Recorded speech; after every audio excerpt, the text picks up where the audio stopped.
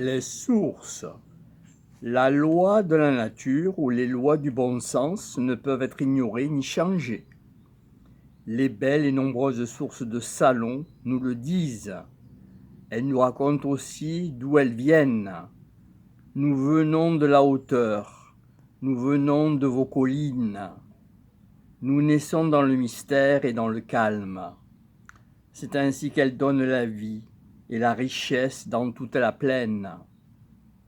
Celles qui sont destinées à nous désaltérer par leur fraîcheur et leur pureté commencent à se diriger vers nous dès le bassin de Fouque.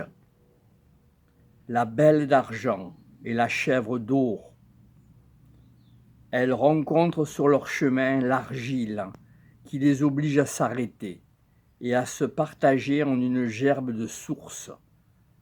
Elles viennent se réunir dans le souterrain qui, lui, indique sa présence par des poussées innombrables de joncs. Dans ce lac souterrain, les anciens en avaient compris la présence et, pour satisfaire leur curiosité, avaient creusé le puits qui se trouvait au bord du chemin, presque en haut du quartier des Manières. Par une chance providentielle, Salon a son barrage naturel, d'où partent les sources. Canalisées d'une façon remarquable, et comme par enchantement, elles vont accomplir leur grande et précieuse mission. La grande rivière souterraine aboutit à Lurian, côté Saint-Jean, du côté droit de la petite route, où autrefois on y lavait la laine. Maintenant, les eaux se réunissent en un château d'eau sur la nouvelle route de Marseille. Une autre belle source s'est arrêtée plus haut, au Vallon, ainsi que d'autres, très nombreuses dans ce quartier. Celle qui alimente les puits de l'asile des vieillards et surgit inopinément à l'hôpital s'appelle la source Saint-Marc. La source Saint-Joseph apparaît souvent dans le chemin du Val de Couèche, alimenter les puits de l'école via la Lacoste, et sert aussi au fonctionnement de la laverie au coin du boulevard Frédéric Mistral.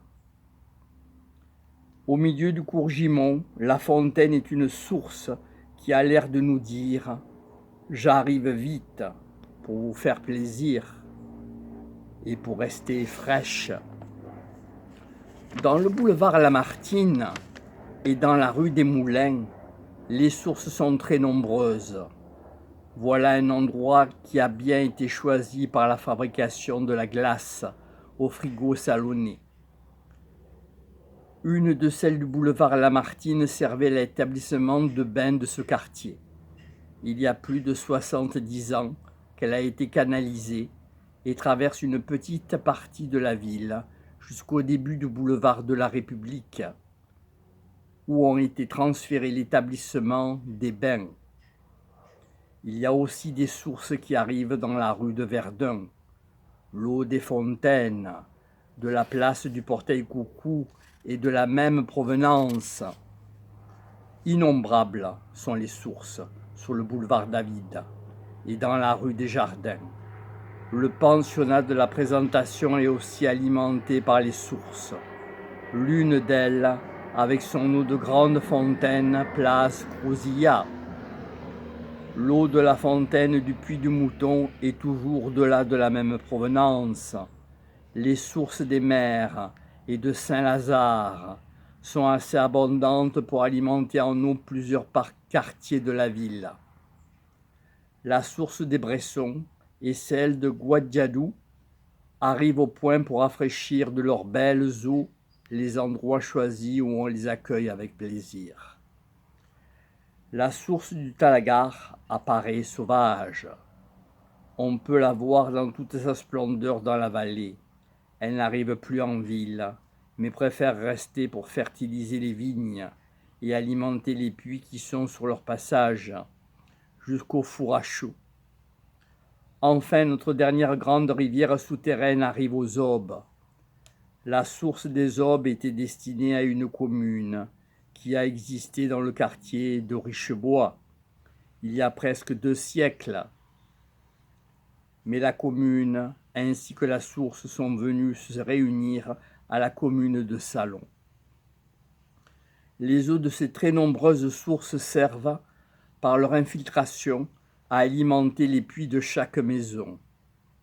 Dans l'agglomération et dans les campagnes, nous ne devons pas et nous ne pouvons pas perdre la pureté de nos sources. Il faut à tout prix éviter de polluer les eaux qui arrivent directement au flanc de nos collines. Elles sont précieuses et trop utiles. En érigeant une nécropole sur nos collines, que ce soit au quartier des Manières, au quartier du Val de Couèche ou au quartier des Magatis, nous faisons fausse route. C'est dans les bas-fonds qu'il faut créer ce lieu de repos pour nos chers disparus. Il ne faut pas exposer dans le haut ce que nous devons pieusement déposer dans le bas.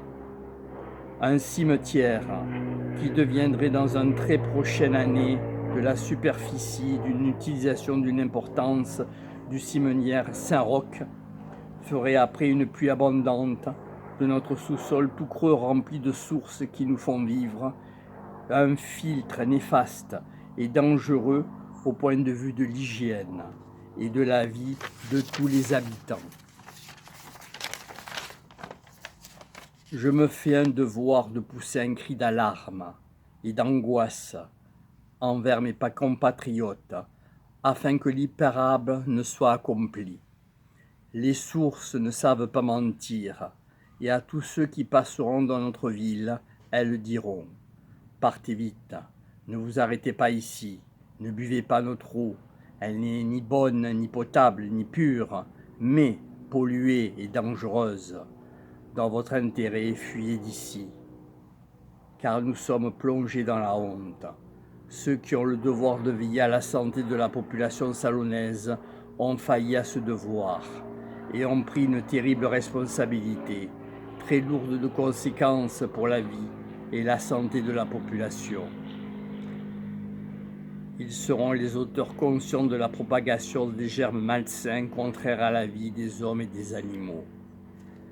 Ville de Salon, mon cher pays, que j'aime mon terroir, ma petite patrie, toi qui grâce à tes sources est si fraîche et si verdoyante, toi, oasis, placé au-dessus du désert de la Crau, utilise et respecte les lois de la nature. Le grillon des sources.